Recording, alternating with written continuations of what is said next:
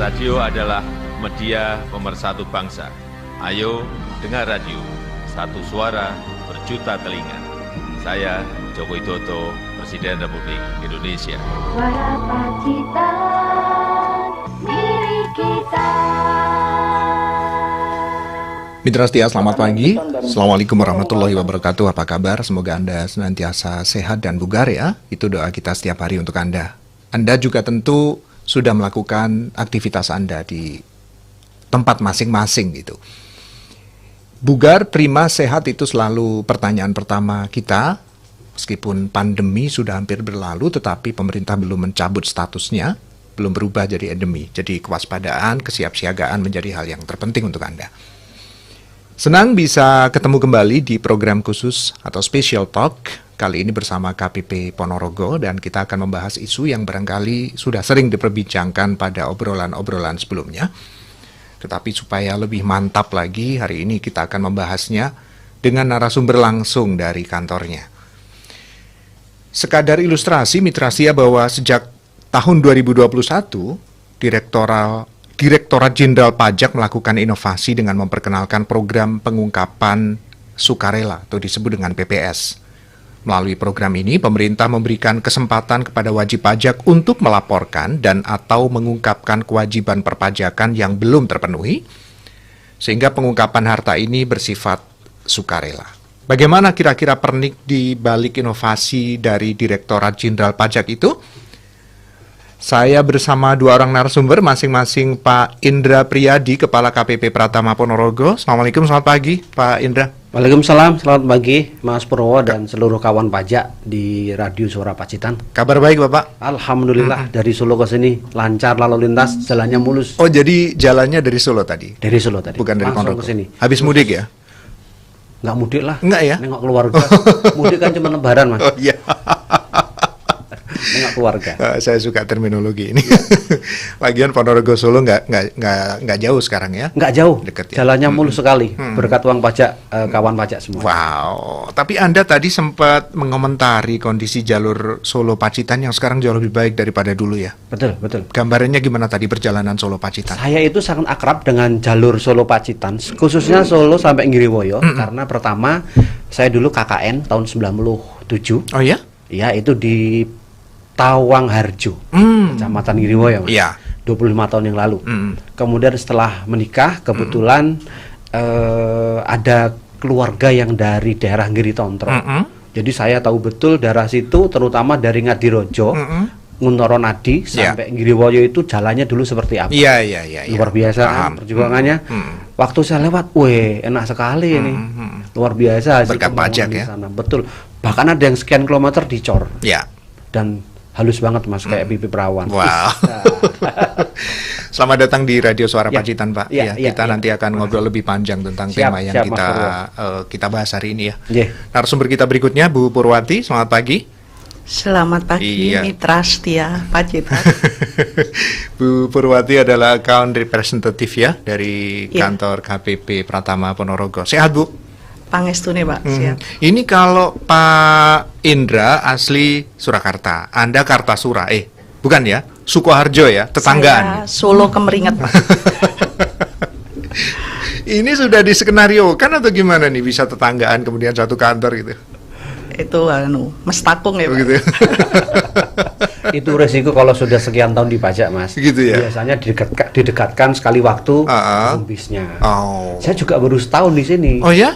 23 tahun di pajak, ya baru sekarang saya dekat sama dulunya rumah. Di mana aja Pak? NKRI lah pokoknya. Ya, di Jakarta cukup lama, kemudian ke Sumatera. Itu. Iya. Baik, selamat datang Bu Purwati mendampingi Pak Indra pagi ini di Suara Pacitan. Tadi sudah kami kasih sedikit prolog Pak ke Mitra Setia soal kebijakan program pengungkapan pajak sukarela ya. Betul. Kisi-kisinya seperti apa sudah masyarakat tahu, tapi mungkin akan lebih mantap kalau Bapak sendiri yang menyampaikan. Oke, terima kasih Mas Purwo, dan menyebutnya Mitra Setia dan mungkin juga kawan pajak kalau istilah di kami ya Mas Purwo ya. Ini isu yang sebetulnya sudah cukup lama semenjak HPP diundangkan, Undang-Undang HPP nomor 7 tahun 2021, berlaku 1 Oktober 2021. Salah satu pasalnya di situ menyangkut masalah program pengungkapan sukarela. Dan kebetulan Mas, itu tinggal 10 hari lagi. Ini kan tanggal 20 ya. Iya. Dan berakhir tanggal 30 Juni. Berarti tinggal 10 hari lagi. Nah, program ini mitra setia semuanya sebetulnya tidak agak berbeda sih, tapi memang kelanjutan dari teks amnesti tahun 2015-16, beberapa tahun yang lalu. Nah, program ini sebetulnya memberikan kesempatan kepada para wajib pajak maupun yang belum punya NPWP, tetapi punya penghasilan dan sudah berbentuk aset atau harta yang belum diungkapkan dalam SPT. Artinya ada penghasilan yang tahun-tahun sebelumnya 16, 17 sampai tahun 2020 ternyata belum dilaporkan dalam SPT. Ini kesempatan untuk melaporkan sekaligus membayarkan pajak yang memang belum dibayarkan atas harta tersebut atau perolehan harta tersebut. Artinya gitu, pelaporan itu dilakukan secara swakarsa ya, inisiatif sendiri begitu. Inisiatif, namanya juga sukarela Mas. Makanya. Kita cuma menghimbau seperti ini loh, melaporkan atau tidak itu ya pilihan teman-teman wajib pajak. Tapi kalau tidak melaporkan kan ada risikonya kalau jadi temuan nanti kan. Yang namanya sukarela pertama kami tidak memaksa. Itu pilihan. Namun kalau kesempatan ini tidak digunakan, ada beberapa hal yang mungkin nanti menimpa wajib pajak. Bukan menimpa ya, yang akan kita lakukan treatmentnya. Yang pertama, ini Mas, kami sudah melakukan himbauan kepada 14.700 WP. Mereka itu memiliki data yang berbeda dengan data kami atau data SPT-nya. Jadi misalnya Mas Purwo ini lapor SPT-nya nihil, hartanya 0. Menurut kami, Mas Purwo itu punya rumah sama mobil yang belum dilaporin. Terus kami himbau di dalamnya ada harta yang belum dilaporkan. Nah, kalau WP cuek ya nggak apa-apa, ini himbauan. Harapan kami himbauan itu ditindaklanjuti dengan perubahan SPT dan pelaporan PPS, karena yakin itu belum dilaporin di SPT-nya, katanya ada. Nah, nanti kalau ternyata wajib pajak yang bersangkutan tidak melakukan PPS, ya ada kemungkinan, ada potensi untuk dilakukannya pemeriksaan. Itu. Ya, memang ada petugas khusus yang tugasnya ada, itu ya. Mas, ada. Kita punya 7 petugas pemeriksa pajak. Dan nanti 14.000 itu kita pilah-pilah juga. Tidak semuanya, kalau semuanya kan kelengar juga nanti teman-teman kami. Jadi kita pilah kira-kira mana yang akan kita lakukan pemeriksaan atau treatment lebih lanjut yang lebih hard dibanding PPS. Dan itu petanya sudah ada di kantor Bapak ya? Datanya sudah ada. Yang kami undang, yang kami kirimi surat cinta, datanya sudah ada. Waduh. Ya, begitu Mas. Saya suka istilahnya surat cinta ya, karena kecintaan kita dengan teman-teman bahwa wajib pajak ada perbedaan loh antara SPT yang dilaporkan dengan data kami. Kalau nggak cinta nggak akan dikasih peringatan dong. Nggak akan diperhatikan. Namanya cinta tuh pasti perhatian. Kalau tak jarke wae berarti saya nggak cinta. Kira-kira begitu. Monggo ada tambahan mungkin. Saya mau menambahkan aja bahwa saat ini eranya keterbukaan ya, dalam arti begini. Data yang di kami itu ngelingnya sudah ke berbagai saluran, jadi hidup kayak di akuarium ya.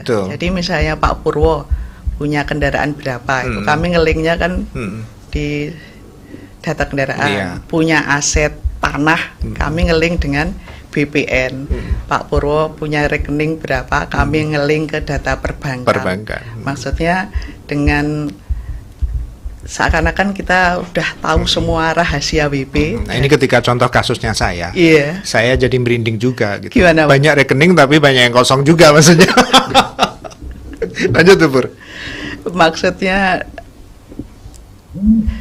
karena kami udah tahu semuanya, daripada seperti yang dihentikan ke Pak Indra tadi sampai proses pemeriksaan, ini kalau bisa kan sukarela. Karena kalau sudah tahap itu kan ada sanksi ya. Ini memberi kesempatan. Ada risiko hukum yang harus ditanggung gitu.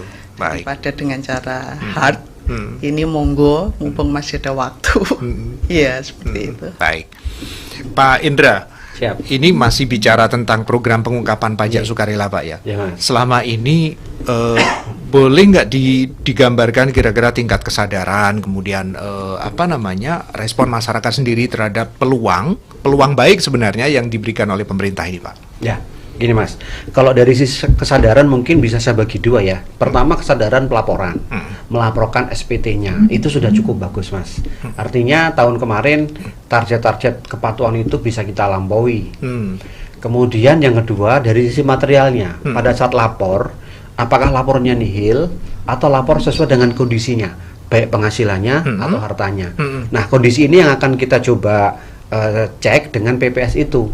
Jadi yang dilaporkan itu harus sesuai dengan kenyataan yang ada di wajib pajak. Kalau ternyata masih ada yang disembunyikan, nah sekarang saatnya untuk mengungkapkan. Dan itu yang sekarang memang akan kita kita bangun ya Mas ya, kesadaran pelaporan yang sebenarnya. Karena SPT itu kalau di pasal 3 KUP itu harus benar, lengkap dan jelas. Benar itu isinya betul-betul seperti apa adanya, objektif, kemudian lengkap, lampiran-lampirannya, asal usulnya itu ada. Benar tadi termasuk perhitungannya Mas. Jadi perhitungannya benar dan jelas asal usulnya dari mana. 3 hal itu yang saat ini sedang kita bangun. Karena itulah yang terjadi di masyarakat. Ngisi SPT ya pokok ngisilah. Tapi benar lengkap jelasnya itu yang pengen kita bangun sekarang gitu. Tapi kalaupun warga masyarakat misalnya kesulitan ketika harus menghitung nilai pajaknya sendiri, toh KP2KP terbuka setiap saat untuk membantu kan? Iya, itu yang mungkin perlu kami jelaskan juga untuk mitra setia semuanya, untuk kawan pajak semuanya, bahwa setiap wajib pajak memiliki account representatif. Gampangnya itu memiliki konsultan pribadi seperti Mbak Pur ini. Nah, Mbak Pur ini account representatif, beliau punya wilayah di Pacitan. Nanti biar Mbak Pur nyari sendiri. Nah, seluruh wajib pajak yang dalam penganan Mbak Pur boleh nanya apapun, bahkan boleh, Mbak Pur, ini caranya ngisi pajak gimana sih? Caranya ngisi SPT gimana sih? Tapi jangan sampai Mbak Pur, tolong isiin SPT saya. Salah itu, nggak boleh. Mbak Pur juga nggak boleh. Tapi bantuin saya dong, saya nggak ngerti caranya nih. Silakan datang ke KPP atau ke KP2KP Pacitan, janjian sama Mbak Pur, nanti datang dibantu untuk cara mengisinya. Mudah-mudahan bisa paham, selanjutnya bisa mengisi sendiri. Nah, kalau pengisian secara online atau e-filing itu kan memang tidak sepenuhnya lancar ya, karena di beberapa tempat bank spot area, kita tahu lah area Pacitan kayak apa secara geografis gitu. Ada solusi nggak selain e-filing misalnya? Manual masih ada? Manual gitu? Masih boleh. Masih bisa ya? Masih boleh. Cuma kalau manual itu Mas, yang pertama dari sisi wajib pajak, dia kan harus simpen hard copy-nya. Padahal cuma mungkin 3 lembar, apalagi yang SS cuma 1 lembar. Jangan-jangan nanti kena angin, hilang kemana, nggak tahu lagi. Nggak aman ya? Nggak aman sama sekali. Belum dimakan rayap. Wah, belum lagi kalau macam-macam lah kalau namanya lembaran itu ya. Itu ya. Yang kedua, kalau pas ngisi kembali, mesti nyari barangnya. Walaupun sudah nyimpennya primpen ya bahasa Indonesia. Primpen tau lah orang Jawa semua ini. Bahasa Indonesianya berukut lah Pak. Tapi kadang-kadang tak simpen di lemari, di laci atau di mana lupa lagi karena cuma setahun sekali. Itu. Kemudian ngisinya juga manual, tulis tangan apa, ada risiko juga lupa. Nah, kalau dengan e-filing, panjenengan repot sekali misalnya turun ke kantor kecamatan atau KP2KP ngisi di sana, maka disimpankan oleh aplikasi. Dan semuanya rahasia. Kalau misalnya kertas kan begitu kau screenshot ketemu orang, ternyata Mas Purwo, loh ini kok punya mobil, punya truk 6 misalnya, hartanya ternyata banyak ketuaan orang. Kalau di aplikasi nggak ada yang tahu Mas, rahasia betul. Ya, saya ingin tahu pengalaman pribadi dari Bu Pur ini sebagai account representatif yang mungkin juga sering harus melayani permintaan masyarakat segala macam itu, hal seperti itu boleh disampaikan. Saya mau menambahkan dulu Pak Indra yang tentang e-filing itu. Karena kita kan salah satu alasannya itu mendukung program Go Green ya. Kalau bisa kan meminimalisir pemakaian kertas. Terus yang kedua biar lebih fleksibel, antriannya itu kan tidak banyak. Apalagi ketika masa pandemi, kalau bisa kan jangan berkerumun.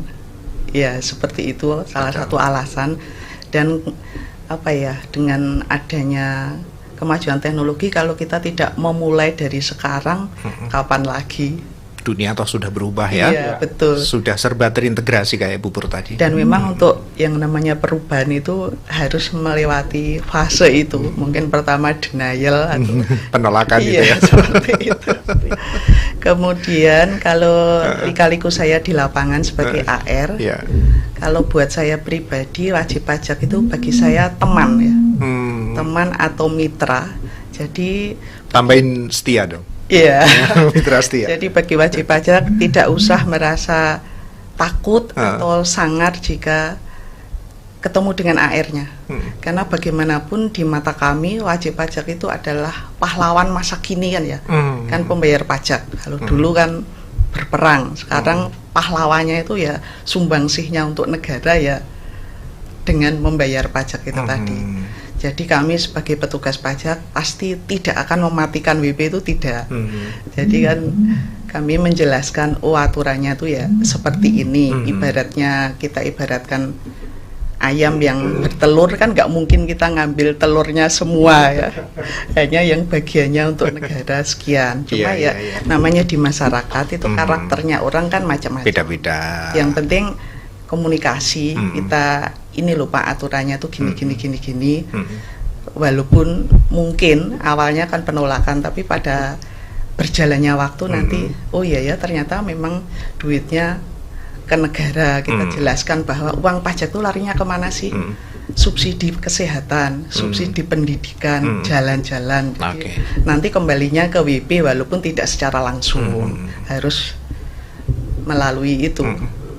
Nah, kemarin Pak Indra saya sempat membuka sebuah tulisan di online ini yang menyebutkan bahwa ternyata peruntukan program pengungkapan pajak sukarela ini pendapatannya juga akan digunakan oleh pemerintah untuk program pengurangan efek rumah kaca, Pak ya. Betul ya? Betul. Ya. Di Undang-Undang HPP itu Mas ada satu pasal tentang pajak karbon. Tentang pajak karbon. Artinya perusahaan kalau semakin banyak mengeluarkan CO2 ya, emisi CO2 betul, maka dia akan membayar pajak lebih banyak. Dan itu akan dimulai tahun depan 2023. Tentunya kita baru mulai ya, pasti banyak kekurangan-kekurangan, pasti banyak sesuatu yang diperbaikan. Tapi paling tidak kita sudah memulai untuk mengurangi efek rumah kaca. Itu bentuk keperbaikan kita pada lingkungan selain tadi pengurangan kertas yang paperless. Karena kertas itu kan dibuat dari apa namanya kayu ya, kayu ya, dari kayu dan semakin banyak kita menggunakan kertas, apalagi kalau kita tidak menggunakan kertas daur ulang, akan semakin banyak pohon yang ditebang. Ya walaupun pohon itu adalah hutan industri, tapi kan paling tidak efek ekologinya kan luar biasa gitu. Kita harus nebang pohon yang menghasilkan O2. Itu yang menjadi salah satu concern kita, bahwa pajak pun sekarang sudah concern juga terhadap perbaikan lingkungan. Baik, bukan semata-mata untuk memperbaiki infrastruktur, tetapi kelestarian lingkungan juga menjadi salah satu concernnya. Ya, supaya perusahaan itu tidak menggunakan terlalu banyak mengeluarkan CO2. Mungkin dengan sumber daya yang lain sehingga CO2-nya semakin berkurang. Oke. Kita jeda sesaat, kita kembali setelah beberapa iklan layanan masyarakat berikut ini.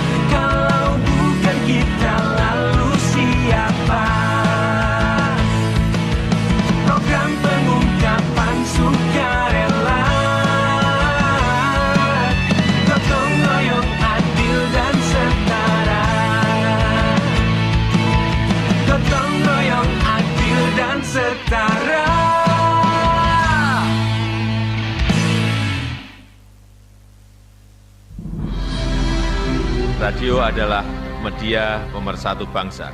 Ayo dengar radio, satu suara berjuta telinga. Saya Joko Widodo, Presiden Republik Indonesia.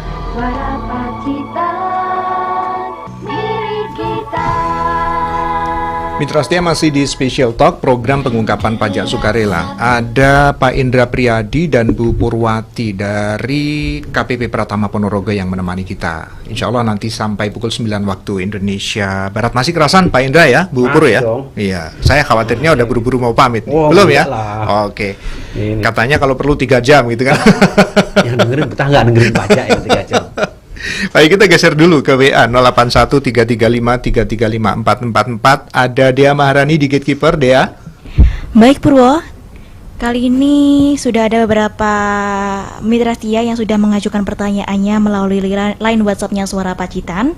Ada Buruk Mini di Kebonagung. Izin bertanya Pak, setelah mengikuti PPS ini, apakah harta yang diungkapkan wajib dilaporkan dalam SPT 2021 atau SPT 2022? Seandainya wajib dilaporkan dalam SPT 2021, lalu SPT tersebut sudah dilaporkan bulan Maret 2022, sedangkan PPS-nya diungkapkan bulan April sampai Juni 2022, apakah bisa melakukan pembetulan untuk SPT 2021 tersebut ya Pak? Terima kasih. Ya, terima kasih Dea. Kita ke Pak Indra dulu. Silakan Pak Indra.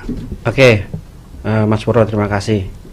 Jadi Bapak sekalian, untuk PPS itu dasar yang dipakai adalah SPT tahun 2020. Jadi ketika PPS berarti ada harta yang ditambahkan untuk SPT 2020, Mas. 2 tahun sebelumnya maksudnya? Iya, 2 tahun kemarin berarti kan. Nah, misalnya di SPT 2020 itu yang dimasukkan cuma hartanya rumah sama mobil. Ternyata pas PPS memasukkan harta lain, misalnya ruko sama deposito. Nah, maka di SPT tahun 2021 harus dibetulkan menyesuaikan dengan apa yang dimasukkan dalam PPS.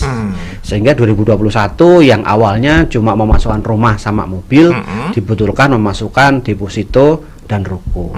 Itu saja. Artinya pelaporan itu di SPT biasa, bukan kayak ada formulirnya sendiri begitu. Pembetulan SPT saja di SPT-nya. Ya. Sementara di 2020 cuma 2 itu karena pembetulannya tidak mungkin dilakukan. Pembetulan 2020 ketika ikut PPS pembetulannya dianggap sebagai data, bukan sebagai SPT pembetulan. Yang dibetulkan 2021, Mas. Gitu. Ya, Bu Pur, ada tambahan? Nanti di SPT pembetulan tinggal di kolom keterangan itu ditulisi ikut PPS. Ada harta, kemudian kanannya itu paling kanan Mas itu keterangan. Disebutkan aja. Dulu yang 2015 teks amnesti, sekarang PPS. Gitu ya Mbak Pur ya. Bedanya itu aja. Saya pikir ada semacam formulir sendiri yang harus diisi di luar SPT itu ya enggak ya? Lebih makin bingung.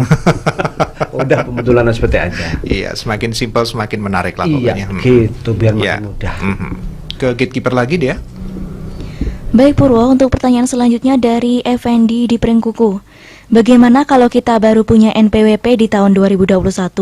Apakah kita harus ikut PPS untuk harta yang kita punya di tahun sebelumnya? Oke, Pak Effendi di Pringkuku, monggo Pak Indra. Pak Fendi baru ini Pak apa Mas ini? Mas aja lah. Nah, kalau Mas ini berarti mantu idaman. Pokoknya Bapak Ibu kalau Pak mertua idaman ya? Ya? Kalau Pak mertua idaman, bukan? Boleh juga. Monggo lanjut. Boleh juga ya. Ya Bapak Ibu, jadi kalau punya mantu tolong kalau laki-laki tanya punya NPWP atau belum. Kalau punya berarti sudah punya penghasilan gitu Mas. Karena biasanya yang punya NPWP itu punya penghasilan. Nah, Mas Fendi, kalau panjenengan punya NPWP tahun 2020 dan memang Mas Fendi sudah bekerja cukup lama, selama itu misal bekerja mulai 2018 Mas, jadi pedagang, jadi apapun dan punya penghasilan yang belum dipotong pajak, belum dibayar pajaknya, kemudian dari penghasilan itu bisa membeli aset. Misalnya ya, biasanya kalau laki-laki itu punya motor besar, punya moge misalnya, dan punya rumah. Rumahnya 300 juta, mogenya harga 200 juta. Ya, maka 500 juta itu nanti di PPS-kan. Caranya, Mas Fendi masukkan SPT tahun 2020 dengan hartanya 0. Hartanya 0, walaupun baru punya NPWP 2012 itu nggak apa-apa. Karena dasarnya SPT tahun 2020, Mas. Yeah. Mas Fendi masukin SPT 2020, hartanya 0.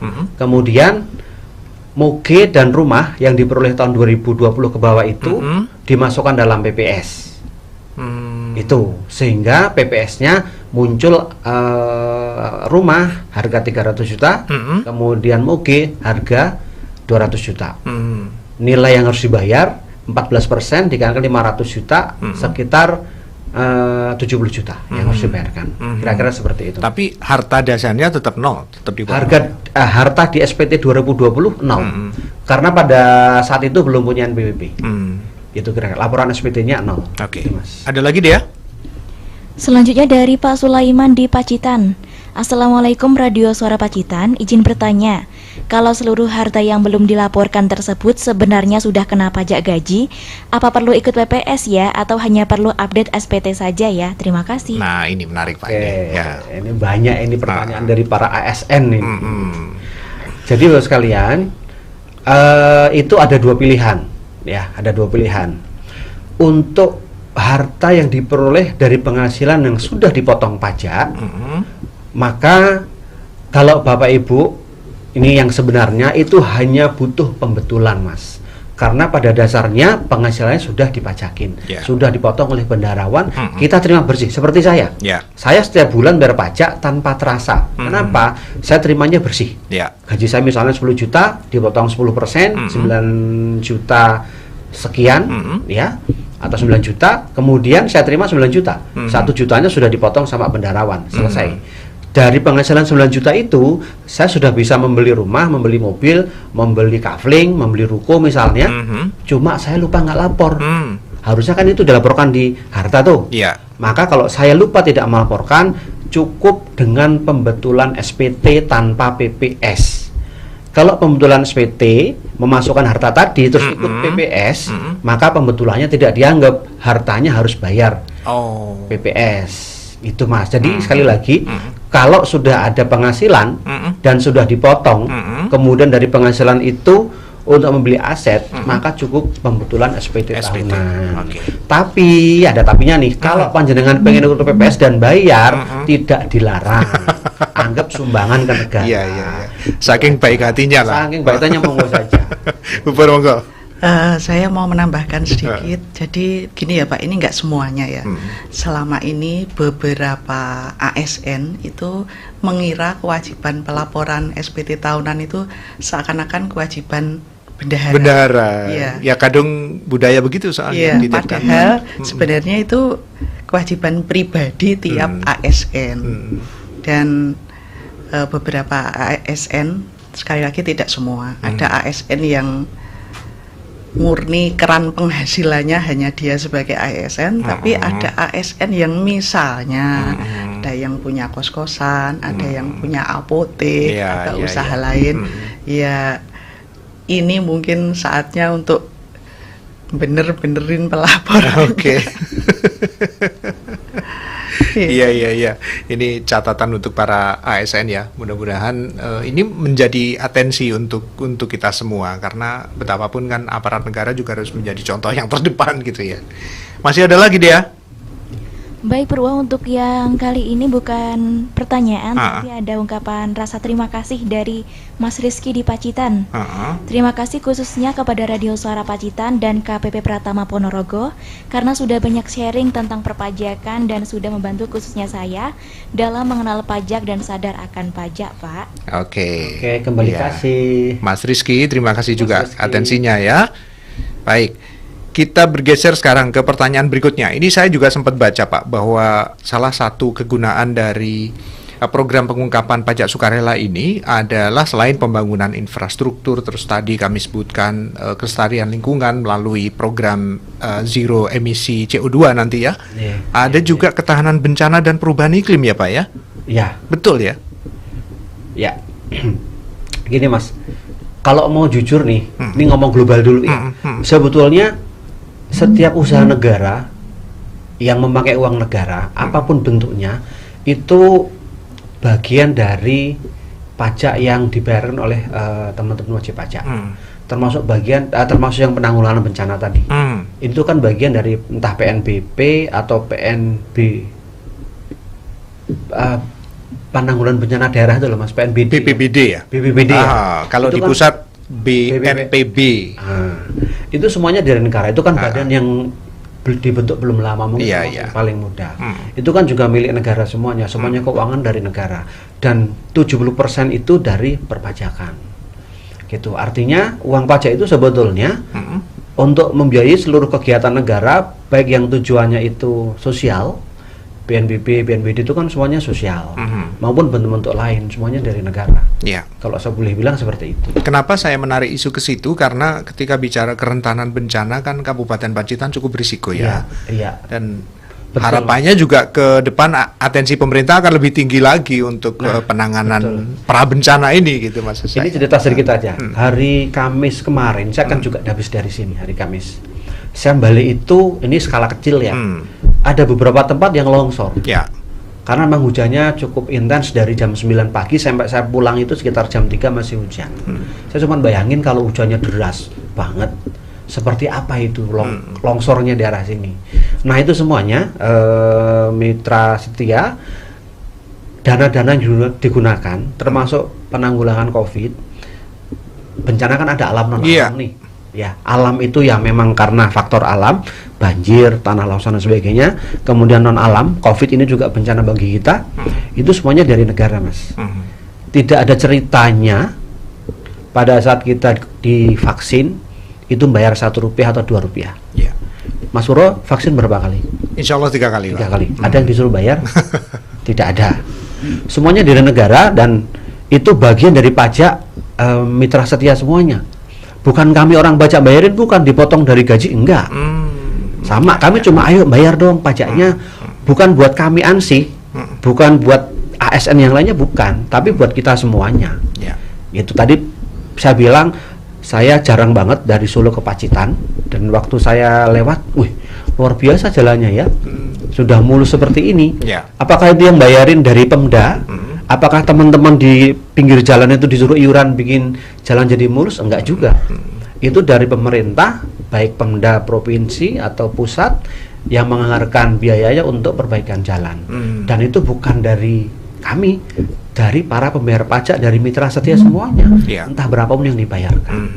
Contohnya gitu. Termasuk ketika sekarang pemerintah sedang concern untuk program peningkatan kapasitas warga masyarakat terhadap gempa dan tsunami, itu juga biayanya dari situ ya? Sepanjang itu dari Pemda, baik kabupaten kota, provinsi atau nasional, itu dananya sebetulnya dari kegotong royongan kita. Makanya tagline PPS itu dari Pak Jokowi adalah gotong royong. Karena pajak itu gotong royong sebetulnya. Yang kuat bayarnya gede, yang menengah bayarnya menengah, yang memang belum bayar, yo nggak bayar juga nggak apa-apa. Misalnya PTKP kita kan 5,4 ya Mbak ya. Yang penghasilannya di bawah itu ya nggak perlu bayar pajak. Mereka justru dibantu dengan berbagai macam insentif. Ada bantuan sosial, ada kartu prakerja, ada yang untuk anak sekolah itu apa namanya? Yang untuk sekolah itu Kartu Indonesia Pintar ya. Nah, mungkin KIP, Indonesia Pintar dan sebagainya. Itu semuanya untuk membantu masyarakat yang memang penghasilannya di bawah. Malah kita bantu. Gitu Mas. Tapi yang penghasilannya gede, pajaknya makin gede. Bahkan yang setahunnya lebih dari 5 miliar, bayar pajaknya 35%, Mas. Jangan yang gede bayarnya kecil juga gitu kan. Itu namanya kurang ajar. Makanya ada program pengungkapan pajak sukarela di sini. Kalau gede bayarnya kecil, kebangetan deh. Terus itu saya menambahkan fungsi pajak itu salah satunya kan tidak hanya menghimpun ya, tapi juga fungsi regulasi. Contoh misalnya pemerintah ingin menggiatkan ekspor, maka tarif pajak ekspor itu kan 0%, dengan tujuan agar bisa bersaing dengan produk dari negara lain. Kemudian dalam hubungannya dengan COVID ini tadi, pemerintah demi berpihak pada UMKM, maka di tahun 2022 ini kan dapat insentif. Jadi yang omset 0 sampai 500 juta kan boleh tidak bayar pajak yang 5%. Tapi kalaupun masih di bawah itu, kepengin duwe rasa handar beni sama negara ini, istilahnya. Pengen jadi pahlawan lah ya. Pahlawan sesungguhnya maksudnya. Iya, bayar segitu kita kok ya ora kabutan. Wong kalau kita parkir aja sekali 2.000. Saya sebulan keluar, saya beli makan 60 kali sudah 60.000. Istilahnya pendak dino saya lewat dalan ini kok kita istilahnya dengan uang sekian, manfaat yang saya dapatkan sekian. Kapan lagi sih saya berbuat sesuatu untuk negara saya, baratnya seperti itu. Makanya bareng-bareng kita mengetuk hati diri sendiri dan mengetuk hati saudara-saudara kita Mitra Setia semuanya ya Pak ya. Tapi ngomong-ngomong waktu kita tinggal 10 hari loh Pak.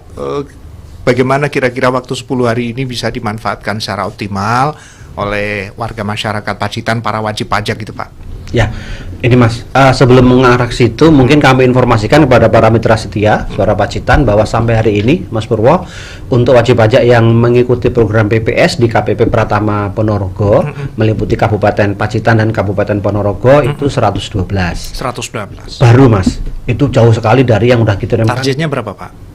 Ya saya pengen sih 500-an lah minimal gitu ya? Tapi kok sampai sekarang baru 112, tapi enggak apa-apa, itu pilihan. Sekali saya kembalikan kepada para mitra setia, itu pilihan. Dari 14.700 baru 112 yang ikut.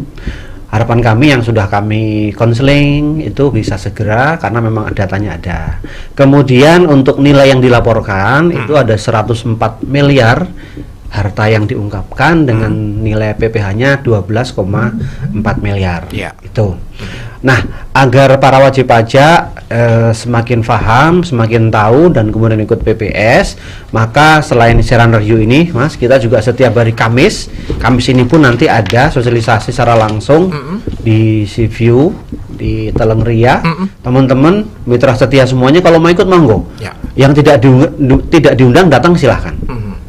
Selain itu kami juga lewat setiap hari Rabu di Ponorogo. Rabu besok juga ada. Yang di daerah Ponorogo lebih dekat ke sana monggo silakan mau ikut. Kami juga setiap hari Rabu ada artikel di salah satu koran kita di Radar tentang PPS. Kemudian kami juga buka setiap hari di Mall Ponorogo City Center, PCC ya. PCC, sosialisasi di sana di lantai 2 ya, Mbak Pur ya kalau nggak salah. Monggo kami buka dari jam 10 sampai jam 4 sore. Ya, untuk datang, untuk konsultasi sambil ke mall, sambil nonton film, sambil apa, ya mampir ke situ silahkan. Kemudian kami di KP2 KP Pacitan juga sama, kami siap melayani hari kerja jam 8 sampai jam 4 sore untuk PPS. Semua sudah kami tempuh Mas Uro, termasuk kami pasang baliho, bikin leaflet dan segala macam. Tinggal membangun kesadaran teman-teman semuanya yang tadi saya sampaikan. Formalnya sudah ada, tinggal materialnya. Itu kira-kira yang kami sekali lagi ini pilihan, karena memang setiap pilihan ada risikonya begitu. Betul. Ya setidaknya kalau di situ ada manfaat, ada mudorot, carilah yang mudorotnya paling kecil lah ya. Iya. Keuntungan PPS ini belum saya sampaikan tadi. Keuntungannya ya Mas ya. Yang pertama, PPS itu keuntungannya adalah tidak akan diperiksa. Ini janji kami. Kalau wajib pajak mitra setia semuanya sudah lapor PPS dan diungkap semuanya, full disclosure, maka tidak akan diperiksa. Tidak akan disidik lah. Ya tidak akan, apalagi disidik. Karena itu lebih jauh lagi, pemeriksaan penyidikan itu lebih jauh lagi. Kalau penyidikan sudah tidak pidana. Jadi kami tidak akan meriksa, karena sudah dilaporin semua, data apapun masuk, sudah ada di PPS. Tapi kalau disclosure-nya itu etok-etok, wis yang penting ngulu PPS, harta 10 tak apa lapor ke 5. Suatu ketika sebulan, 2 bulan, setahun lagi kok ternyata ada data di kami yang masuk dan itu belum ada di PPS-nya, mohon maaf, kata-kata itu kami cabut. Terpaksa ada pemeriksaan kembali. Artinya PPS ini final dong Pak, nggak ada PPS kedua, PPS ketiga ya? Nggak ada lagi Mas, tarifnya sudah nggak bagus lagi kan, sudah sampai 14%. Yang kedua, tidak akan ada law enforcement lanjutan setelah pemeriksaan, penyidikan tidak ada. Yang ketiga, itu tidak akan terkena sanksi 200%. Jadi kalau sudah diperiksa, sanksinya itu 200% dari pajak yang harus dibayar. Jadi misalnya gini, pajaknya kan 30%. Saya sudah ngelaporin PPS, teradu, ada satu yang tidak saya laporin, mobil. Misalnya mobilnya Alphard harga 1 miliar. Ketahuan nih. tahun depan ada data dari Samsat bahwa saya punya mobil Alphard 1 miliar, maka pajaknya adalah 30%, ditambah sanksi 200%, 2 kali lipat. Jadi 900 juta tuh. Ya habis tau mobilnya. Kalau begitu pilih jujur aja dong Pak. Nah makanya ini saya nggak meden-medeni Mas Woro, saya cuma memberikan pilihan seperti panjenengan tadi. Kasih pertimbangan lah ya. Setiap pilihan ada konsekuensinya. Tapi kalau ikut PPS keuntungannya itu. Monggo Bu. Ya intinya kalau kata Pak Kiai ya, tobatnya aja setengah-setengah. Bahasa kasarnya itu bata Mas, kayak enak ngomongnya. Anu kapok Lombok ya. Artinya begini, kata kunci dari semuanya ini adalah integritas ya. Kalau bicara integritas itu tempatnya di hati nurani. Makanya kita bareng-bareng mengetuk hati nurani kita semua hari ini kan. Nah, betul. Baik. Betul. Waktu kita hampir habis Pak, tinggal beberapa menit ke depan barangkali 1-2 menit closing statement sekaligus stressing dari topik yang kita bahas pagi ini mungkin Pak Indra. Soal Mas Woro. Bapak sekalian, sebulan lagi tanggal 14 Juli itu adalah hari jadi pajak ya, dan itu pertama kali dilontarkan tentang pajak itu tanggal 14 Juli oleh Dr. Rajiman waktu menyusun undang-undang, sehingga muncullah pasal 23 Undang-Undang Dasar yang di situ disebutkan bahwa setiap pungutan harus berdasarkan undang-undang. Jadi founding fathers kita itu sudah memikirkan bahwa ke depan bangsa ini akan berdiri tegak dan terhormat, ya tidak bergantung dengan negara lain alias tidak utang. Kalau kita bisa berdikari, salah satu jalannya adalah kita bersama-sama membayar pajak. Yang tadi saya sampaikan, yang besar bayar gede, yang sedengan bayar sedengan, yang memang kecil bayarnya ya kecil. Yang memang belum waktunya bayar tidak usah bayar. Tapi kalau mau bayar ikut sebagai bagian dari republik ini dipersilahkan. Seperti pesan Ibu Menteri, jangan lelah mencintai negeri ini karena negeri ini sudah banyak memberikan kontribusi pada kita semuanya, sementara kita mungkin belum banyak. Pajak salah satu kontribusi kita untuk NKRI, untuk berdirinya republik ini, untuk pembangunan bangsa. Dan nanti kembali ke kita dalam bentuk yang jalan lebih bagus, sekolahnya tidak bayar untuk negeri, mungkin AS-nya, keamanannya bisa berjalan baik, dan ya kita makin berdaulat sebagai sebuah bangsa. Gitu Mas Purwo, terima kasih. Jadi ingat sama pesannya John F. Kennedy ini. Jangan bertanya pada negeri apa yang negeri sudah berikan padamu, tapi tanyakan pada dirimu sendiri apa yang sudah kamu berikan pada negerimu, kan begitu ya kira-kira. Kira-kira seperti itu Mas Purwo. Tambahan terakhir, Bu Pur? Sama, intinya sebagai rasa mencintai negeri. Di sini kita lahir, di sini kita dibesarkan, di sini kita pengen menghabiskan sisa hidup. Kapan lagi kita memberikan sesuatu untuk negara kita?